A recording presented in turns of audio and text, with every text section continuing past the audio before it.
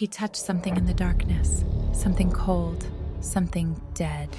Then it moved. Now he's running through the woods with a broken arm, branded a grave robber. But what he saw in that funeral home, nobody would believe him. Because dead people don't just sit up, and they definitely don't start screaming. 3 men hunted through the dark streets, torches in hand, but not using them. They knew their target was close. Saul pressed against a wall, heart pounding.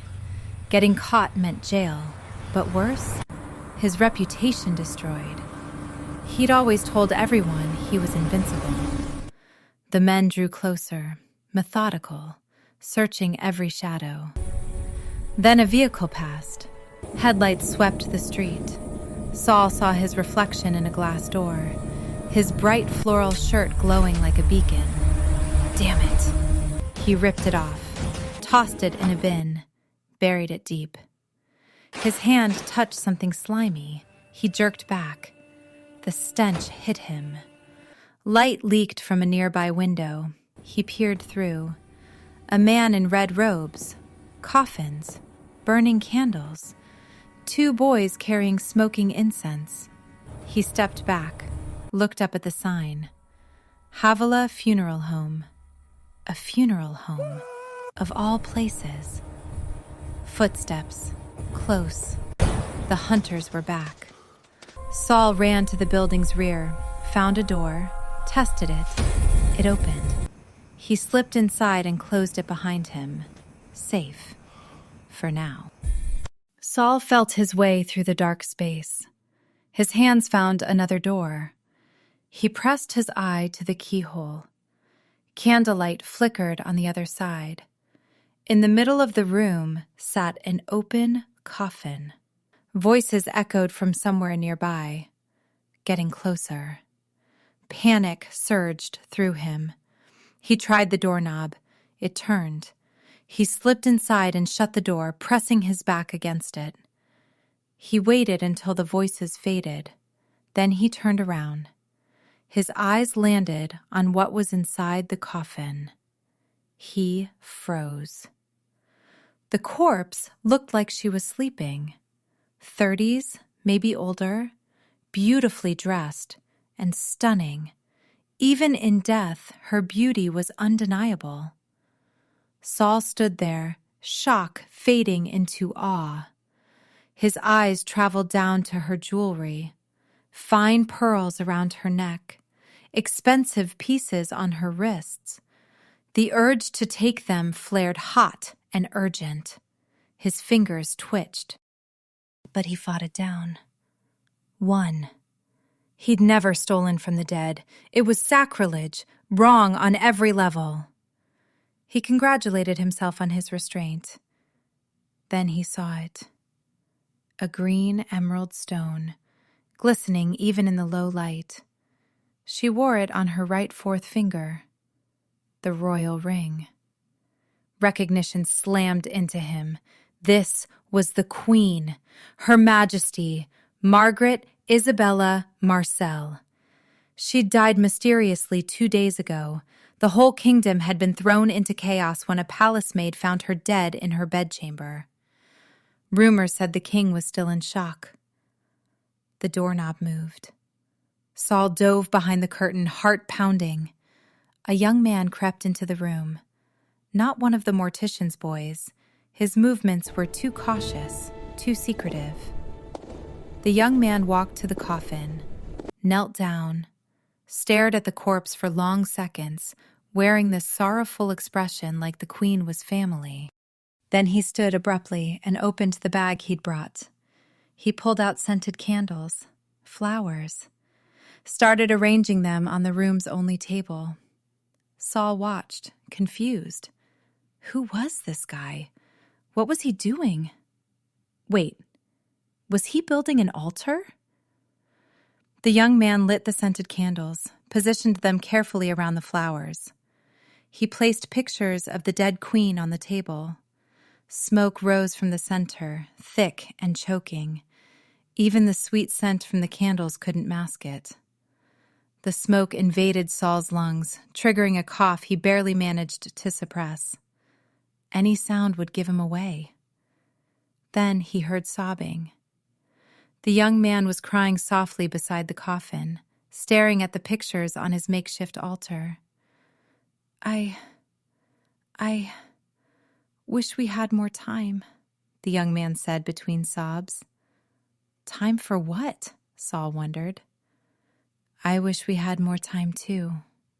The voice came from behind them. Both men spun toward it. The queen had levitated out of her coffin. She was hovering in front of the altar. Woo! What? The young man screamed. His knees buckled. The queen darted forward, caught him before he collapsed. Her hand covered his mouth, muffling his scream. Shh, she cautioned. Someone might hear you. Her tone was excited, happy almost. The young man nodded frantically. When she saw he wouldn't scream again, she removed her hand. How, he started, how can you see me? She finished his question. The incense, she pointed to the smoke, and the room. I'm still transitioning. Oh, this is beautiful, my love. She reached out, caressed the flowers. This is why I love you. You know how to make a woman feel special. Why did you leave me? Why did you have to die? It wasn't my choice, my love. What happened? Were you ill? I don't know. It happened so fast.